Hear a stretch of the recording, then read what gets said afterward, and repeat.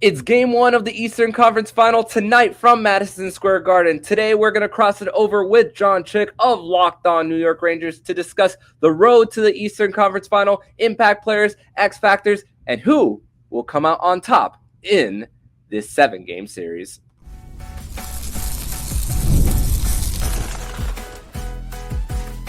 You're Locked On Panthers, your daily podcast on the Florida Panthers.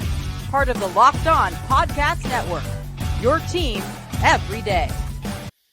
All right, so this is Jon Chik with Locked On New York Rangers, joined by my good friend Armando Velez of Locked On Florida Panthers. And exciting times, obviously, for the both of us and both fan bases. We got an Eastern Conference final matchup about to happen. And Armando, man, we called this, a couple of months ago. I know we were trying to go ahead and figure out a crossover episode. We couldn't quite do it. And I said to you, hey, well, it's all right. We'll just meet up for the Eastern Conference final. And here we are. So just your thoughts on this heavyweight matchup here, Rangers and Panthers. Winner goes to the finals. Yeah, we manifested this, man, for getting it to this point of the postseason. I mean, what better way to have South Florida and New York with a lot of not just the sport, but a lot of people who come from New York to Florida and a lot of people who come from South Florida to and vice versa when it comes to moving. It feels like a lot of the people who at least live there switch places a lot when it comes to that. So a lot of fans from both teams going to be in both of these away cities too. And it's crazy, John. There's going to be a new champion, a new Stanley Cup champion for the first time in 25 years. The last one of the Final Four to win a championship was the Dallas Stars in 1999. And it's crazy also with since 1980, since the merger of WHA and the NHL, none of the top four teams have been either division winners or top four in the regular season. So it's crazy to think the correlations between all that. I mean, New York wins the President's Trophy in 1992 before getting bounced out in the second round. 2022, the Florida Panthers win the President's Trophy, get bowed out, get eliminated in the second round, and then they're back in the conference final 2 years later, just like the New York Rangers in 94 too. So it's crazy all the connections here. Yeah, just very exciting. And we were talking right before you hit record. Obviously 2 years ago, got the Rangers to go to the Eastern Conference final, and that was a lot of fun for me. And of course, your team goes to the final last year, and here they are again this year with a chance to do it again. But how about just this year? The road that each of these teams traveled.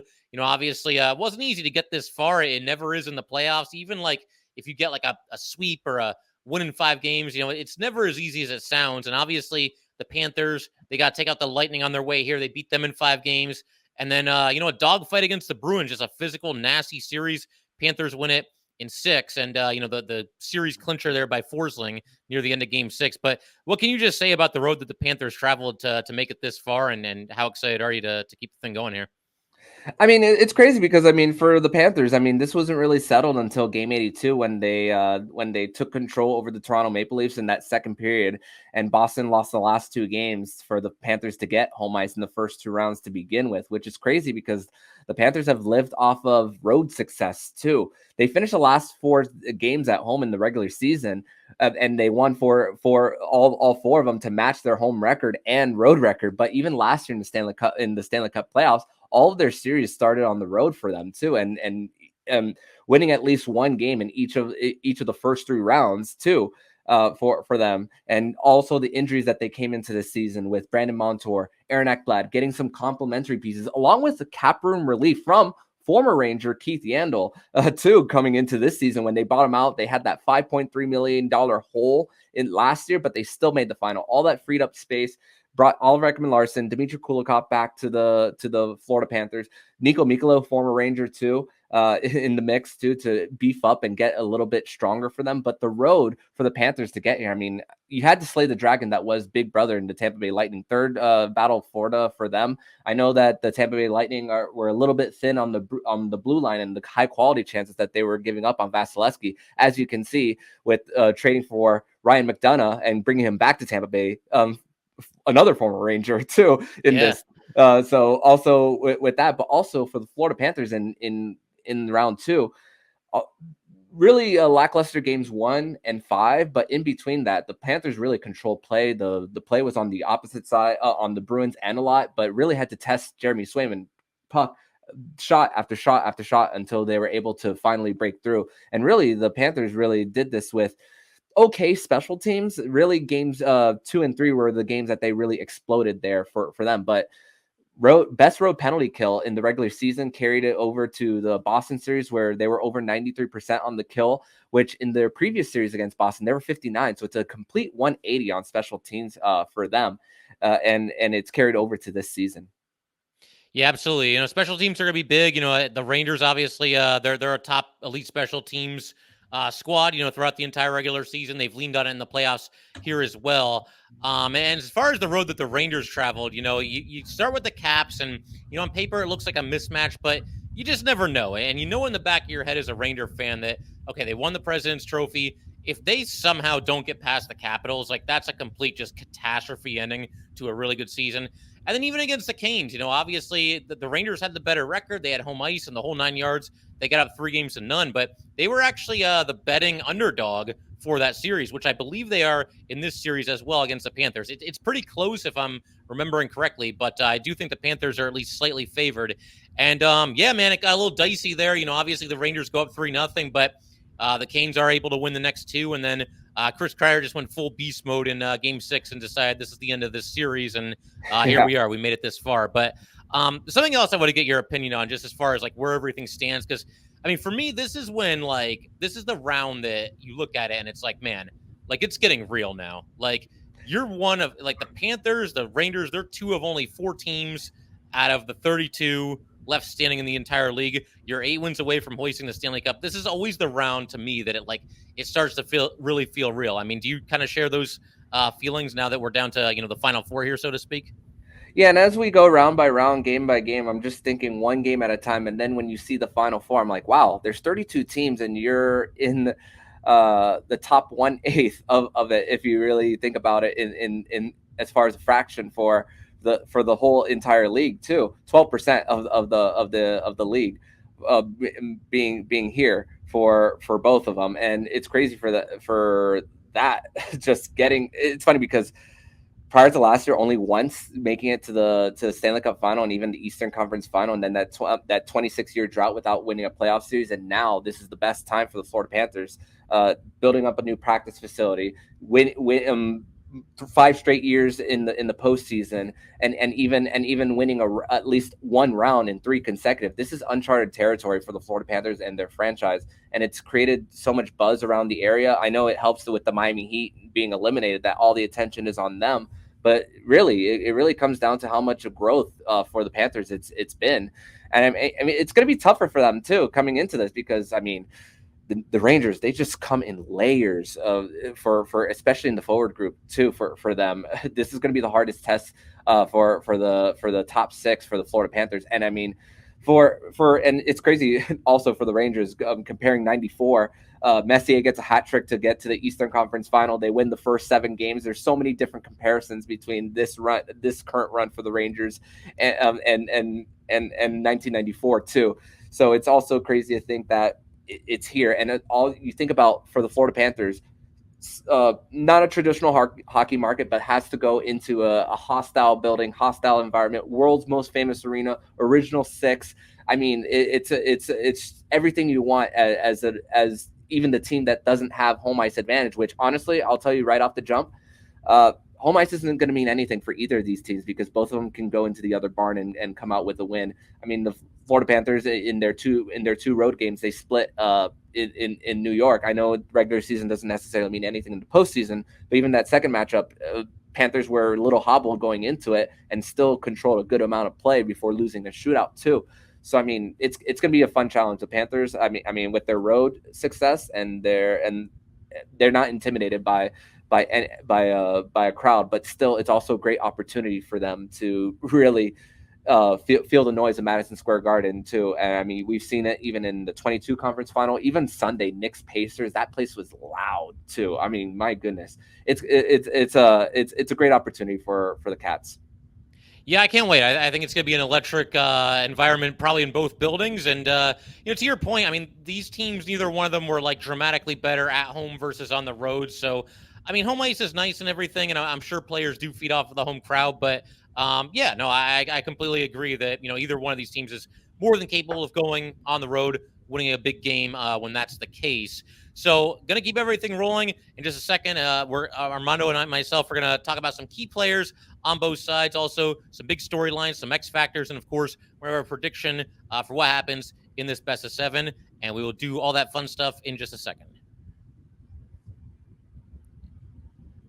All right, so Armando and I would like to let everybody know that today's episode of Locked On New York Rangers and Locked On Florida Panthers is brought to you by Indeed. There is no I in team, but there is one in Indeed, and that's the hiring platform you need to build yours. When you're hiring, you need Indeed. Indeed is the hiring platform where you can attract, interview, and hire all in one place.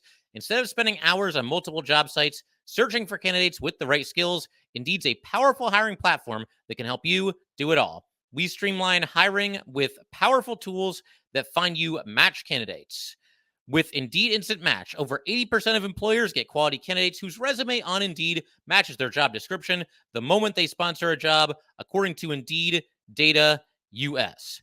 Start hiring now with a $75 sponsored job credit to upgrade your post at Indeed.com/lockedon. Offer good for a limited time. Claim your $75 credit now at Indeed.com/lockedon, Indeed.com/lockedon. Terms and conditions apply. Need to hire? You need Indeed. And for the everydayers, Armando and myself would first of all just like to say thanks. And of course, going forward on both shows, we're going to be covering this Eastern Conference final from every conceivable angle. And Armando, maybe we even do one more crossover episode at some point during the series. Could be a lot of fun. Yeah. But yes, we'll keep everything rolling here. Want to talk a little bit about some players to watch on each side. And Armando, I'll throw to you first, man. Who's a Panther that we've got to keep our eyes on, and somebody that has to have a big series if you guys are going to win this thing? I'll name 3 players for the Panthers. The first one for me is Anton Lundell. He's playing a bigger role now for the Panthers because of the fact that Sam Bennett got hit on a shot on the hand back in Game 2 of the Tampa series. Missed a good part of the rest of that series, along with the first 2 games of the Boston series too. And with that injured hand, he wasn't really taking a lot of faceoffs. Although in practice the other day, Bennett did take a few draws, so maybe he's one step closer to taking those again. But I mean, for Anton Lundell, before Paul Maurice made the changes back in Game 6 to bring Lundell back to that second line with Verhaeghe and Tkachuk, their analytics were looking good too, and that line is a plus 4 goal differential too since they've gone together. So it's been a step up for Anton Lundell there for him, and he plays valuable PK minutes too for the Cats, who they will definitely need him for this series with how great the Rangers power play is. Vladimir Tarasenko is another one for me.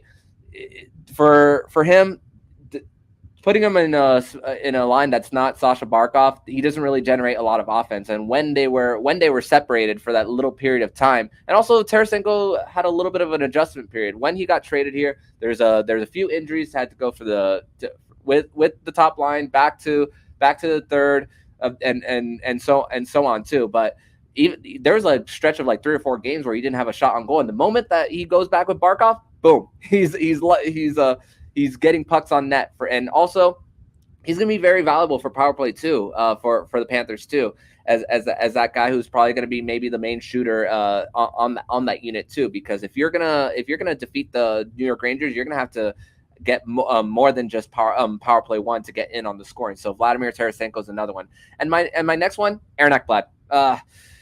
It hasn't been the best second. It wasn't the best second round for Ekblad.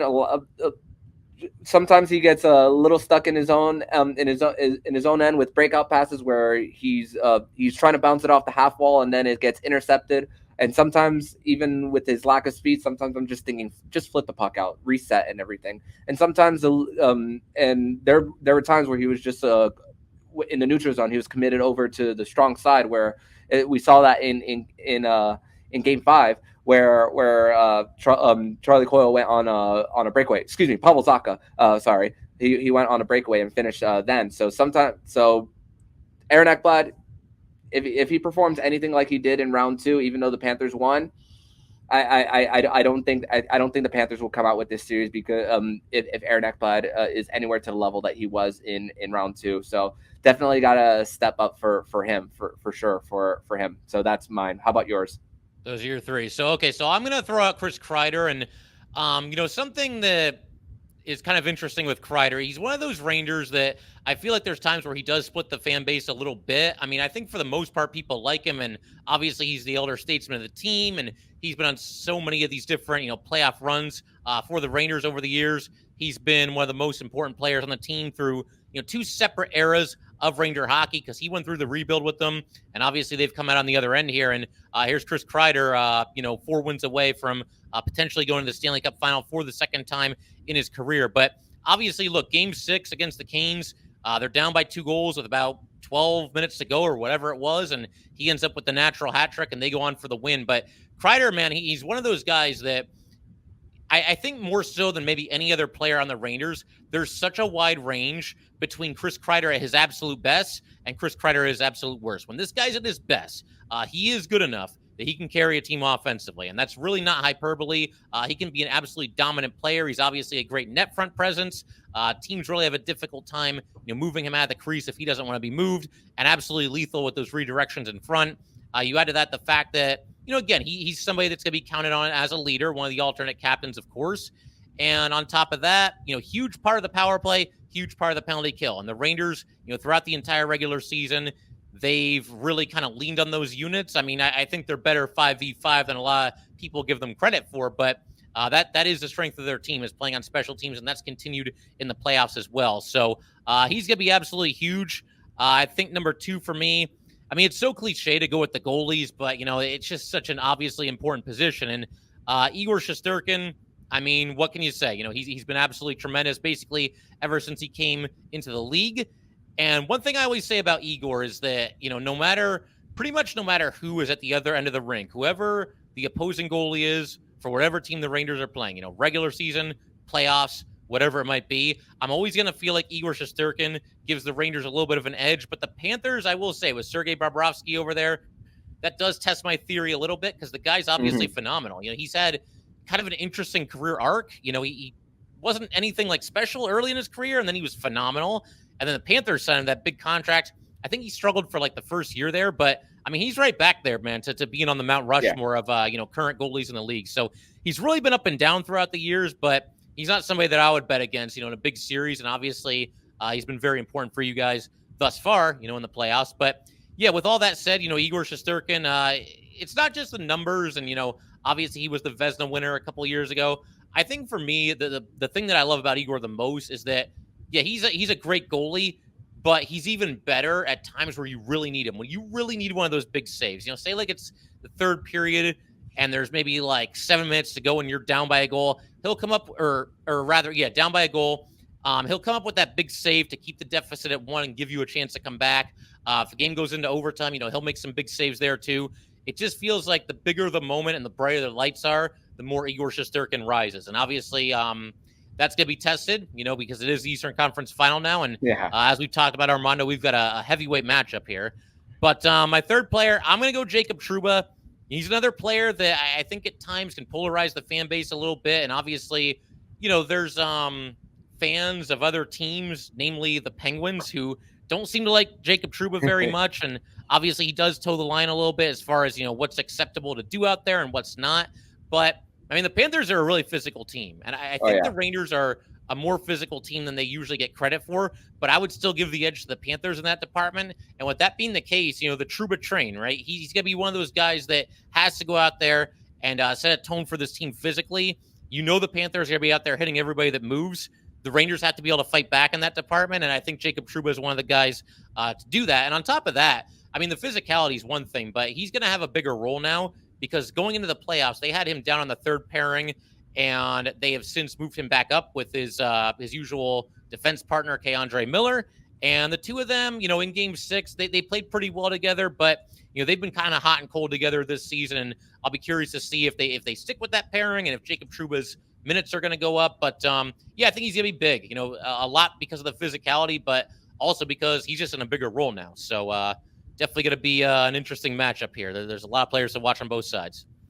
Yeah, and I think about with Chris Kreider, he was that one mainstay during the rebuild for the New York Rangers too, which funny enough, back in like 2018, 2019 for the Panthers, they needed the New York Rangers to win against the Philadelphia Flyers on a nationally televised game right before the Panthers had a rescheduled game in Buffalo where they ended up being the team with the most points to not make the postseason. I remember that game from, I believe it was from Wells Fargo Center in that one. But going back to your three that you named, going on with Chris Kreider too, guy who goes along with the rebuild, Igor Shesterkin. It's crazy the goaltenders that the New York Rangers have had in the smooth transition there. It's crazy to think how it's been a luxury for them too. Panthers are the same. The goaltending history has been great for them. And Jacob Trouba, another a guy who Paul Maurice has coached too. So that's another thing for them. There's a lot of connections with Vincent Trocheck, Alex Wennberg for the Rangers too, and for the Florida Panthers side of things, Mikkola, Tarasenko, Bobrovsky, and Panarin, best friends who Panarin said that to Dan Rosen how Bobrovsky was the godfather of his daughter too. So that's another big storyline here for all the connections between the Rangers and the Panthers here. So it's great to see all the different connections and all the different roles that the three that you named will have or could have. Yeah, man. And honestly, just talking about this, man, it just makes me want to see the puck drop because, you know, obviously both of these teams won in 6 games, but you get a decent amount of time off unless you go 7. You know, if you win in 6 games or fewer, you're going to have, almost a week off at the bare minimum. And obviously these teams have had time to, rest up, do whatever they have to do to get ready. And that's how I like it. Let's just see both teams at full strength and may the best team win. But we are going to keep talking about everything in just a second here. Armando and I are going to pick out a couple of X factors. And Armando, both these teams were active at the trade deadline as well. I want to ask you a little bit about some of those players that the Panthers picked up at that time, and we will do that in just a second. All right, so talking Rangers-Panthers, Eastern Conference Final, myself, Jon Chik, my good friend Armando Velez of Locked On Florida Panthers. And Armando, both these teams, buyers at the deadline, and it's always so chaotic, the final days, the final hours there, and what are both these teams going to do? The Panthers, obviously, they go out, they get Hellberg, they get Okposo, and really the big one, former Ranger Vladimir Tarasenko. So just your thoughts on how all those players have kind of fit in. I mean, specifically Tarasenko, because you guys basically stole him from the Senators. He kind of forced his way there. That's where he wanted to play, and only cost you guys, I think it was like a 3rd and a conditional 4th. So, just your thoughts on all these guys, but especially Tarasenko. Yeah, Tarasenko is. With the Florida Panthers going into the postseason in the bottom third of 5-on-5 scoring, I mean, it's definitely a weapon that could be that is definitely useful for the Panthers here. And just like I said, with him being an important player for the Panthers on just getting into that power play scoring. And I know there's a lot of talk about his defense, but I see him back checking, and for him being on the same line as Sasha Barkov, that's definitely a big factor. Him playing with Sam Reinhart, 2 guys who had the 2 most first place votes too. So that definitely helps Tarasenko on that line too, when it does happen with the matchups, when you get to that Zibanejad line too. And I mean, especially with how on the other side, Alexis Lafreniere has definitely developed in his game too for that. And also, if you're a Senators fan, you're rooting for the Panthers because it's a conditional 3rd. If the Panthers do win the Cup, that pick does improve. Also for the Sabres too, with Kyle Okposo, they're definitely rooting for him for getting a better draft pick too with the conditions there. But as far as my X factors, Alexander Barkov for me, he's had more of that killer instinct lately, and he also in practice the other day he scored a goal. The water bottle came off the goal, landed behind the net, grabbed it, just took a sip, put it back too. So he's definitely taking it to a next level for him too offensively. We always knew about his defensive game, but he's definitely shown that in the postseason for him. Another X factor for me is Matthew Tkachuk. He's leading the Panthers in points, but we haven't really seen that killer instinct. I mean, we didn't really see that killer instinct too much of Matthew Tkachuk to the Eastern Conference Final last year, where he got 3 game-winning goals too. So thankfully for him, he's playing on the same line as Lindell. Like I said earlier, their analytics are good. They're +4 in as a line too. And Bobrovsky is another one. Not a lot of shot volume for him, for Sergei Bobrovsky, but if anyone can survive low shot volume, it's a 2-time Vezina Trophy winner. So it's gonna be interesting to see, especially because of how New York was pinned a lot in their own zone, in their own end in the second round against Carolina. But don't let the series result fool you.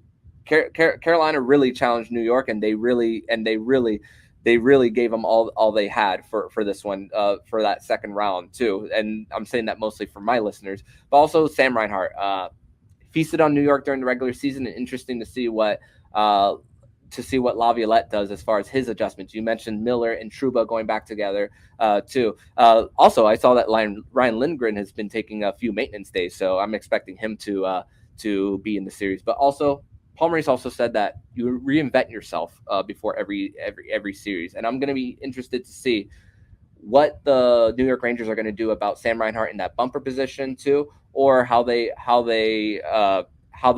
defend the corners, on how aggressive they are, because they do like to jump into the play to get that offense going down the ice, because they're a fast run and gun style team, where the Florida Panthers are ones who slow the pace. Yeah, for sure. I mean, I think I remember with Reinhart, I think he ended up scoring like 4 goals against the Rangers this season, if I'm not mistaken. So he is somebody that has to be accounted for, and they have to keep an eye on him. As far as, some X factors for me, I'll throw out a couple of names here. So Philip Hedl, Armando, I'm not sure how closely you followed this situation, but, obviously he's had a scary concussion history, and he had another one. I mean, they refuse to call it, but you read between the lines and you use some common sense, and it's pretty obvious that that's what was going on. And he missed the entire rest of the regular season, only got back for game 3 against the Canes in this last round, and then sat for the rest of the series. And the report was that he had an illness, and everybody kind of assumed, well, it's got to be related to the concussion. And the Rangers say it's not related to the concussion, it's just an illness. So the whole thing is kind of shrouded in mystery, and I get it. They're probably trying to protect the players' privacy as much as they can, and reveal as little as possible. But if Philip Hedl's in this series, which it looks like at practice he's going to be, he's been, rolling on the third line there with Wenberg and Kakko. I think he could really be an X factor, somebody that gives the Rangers a little more speed. I wouldn't really call them a slow team at all. I wouldn't say that they're like a super fast team either, but he gives you some speed there for sure. I've always liked him at wing better than center, which is what he would be playing if this current alignment, holds going into game 1 here. But somebody that, the other thing too, just look at the human factor, right? I mean, this dude has missed basically the entire season. He's very well liked in that locker room, dealt with all these concussions, had a nasty fall at practice where, it looked like he wasn't going to be playing again this season. But I mean, tell me if you're this guy's teammate that you don't want to just, skate through a brick wall if you see him back on the ice. So I think for that reason, it could be big. And another X factor, I'm not even sure he's going to play, but Matt Rempe, he's somebody that obviously kind of took the league by storm when he first, was called up to the Rangers. He's a beast. So former 6th round pick, and, getting in all these fights and everything. But again, we talked about the Panthers' physicality a little bit earlier, right? And I just think that, they do play with an edge, and they do play with, a certain nastiness to the Panthers. They're clean. I think it's a clean team, but they bring it. There's no doubt. And I think somebody that can kind of take that game and throw it right back at them a little bit is Matt Rempe. So he is an X factor for me if he actually plays. We'll see how the whole thing shakes out here. But yeah, that's kind of where things are. And we were talking about the trade deadline acquisitions not long ago, and obviously the Rangers bring in Roslovic and Wenberg. Wasn't as splashy as last year when they got Kane and Tarasenko, but these guys have both fit in very nicely. Wenberg's done a heck of a job on the penalty kill. Just, he's a good skater and everything. I just wish he had a little more finish to his game. He just doesn't, so you just kind of have to live with it. And Roslovic is somebody that has kind of been up and down, a little bit hot and cold, but he is racking up some points in the playoffs, and he made 2 huge plays in Game 6. A couple of secondary assists where neither of the goals would have happened if it wasn't for him keeping the play alive. So, yeah, I mean, overall, I think, these new guys for the Rangers have come in and played well and fit like a glove, and it sounds like things are going well for the Panthers pickups at the trade deadline as well. Something else I think is going to be big. We mentioned very briefly earlier in this recording, special teams, and obviously the Rangers, an elite team, both power play and penalty.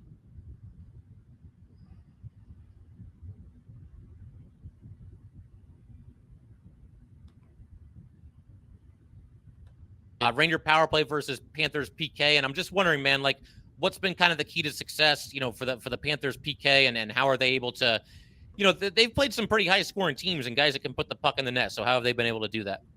It's just about just continuing to be tight and be aggressive on the half walls when when it's necessary for them, because we've seen so many times how sometimes the mid slot could be open, and even the net front, which Chris Kreider and Vincent Trocheck can definitely do, especially Kreider, who I just look at all his highlights and I just look at a better version of Patrick Hornquist on the different types of goals that he scores. It could be off the head, off the knee, off the shoulder, anywhere. So you got to be careful with him. And also Vincent Trocheck, for him, you got to win your draws too. That's going to be an important one, because Vincent Trocheck has been just really great at getting those offensive zone draws on the power play. So that's definitely one. And also the ability to take away the backdoor feeds too, which we know that they can get it to Panarin on that right side, or Zibanejad in the bumper. It's just a really dangerous team. And also a Norris Trophy defenseman in Adam Fox. And also going back to your Hedl, talk about Hedl, I saw the tweet that he was on power play too, along with the third line too. So that's another thing for as far as him coming back. But it really it's really about taking away those lanes, and it's going to be easier said than done. And also about positioning in front of Bob, making sure that he can see the puck. So that's a very important one. Absolutely. And I figure we can wrap up today's episode, Armando, by throwing out some predictions. I know we're in a little bit of a time crunch here. So who you got, man? Which team wins this series, and in how many games? All right. So when it comes to breaking down all the different position groups for the Panthers and the Rangers, for defense, I would say that Florida's slightly better in that category as far as like tightening things up. Forwards, I would say it's a push, but maybe the Florida Panthers bottom six edges them a little bit. Not really. But goaltender, I would say New York has the edge there, with Igor Shesterkin being the younger one and with the workload. And hey, it depends for the Panthers, how many shots can you get on him before he breaks. But special teams, it's got to go to the Rangers there. And I think that's really going to be huge for the Panthers to stop. And I'm not sure if they can, unfortunately for them. But for me, I am predicting the New York Rangers to win this series in 6 games for them. And I think with them getting home ice, I know we said it doesn't necessarily matter, but if the Panthers come out of there without a win, it could cause trouble for them, even though they're more than capable as well as winning at home too. But for them, I just think that everything lining up for the Rangers, I think it's just it feels like destiny for them. And the Panthers coming off a run, it's tougher to get back to the final. So I'm gonna say the Rangers win the series in 6 games. Yeah, I'm going to go ahead and I didn't expect that, by the way. I thought you'd pick the Panthers, but I'm going to say Rangers in 7. I just feel like, to all the points you just made, it's hard to like really come up with an area where, this team is way better than that team here or vice versa. Neither team has any glaring weakness. And to me, that just says, I think it's going to go the distance. It's going to go 7. And I'm sure, both fan bases will be having a heart attack, and the Rangers will figure out a way to win it in 7 games there. But, figure we can go ahead and wrap things up there. And Armando, thank you as always. It's a ton of fun. And, Ranger fans, Panther fans, thank you guys as always, and we will see you next time.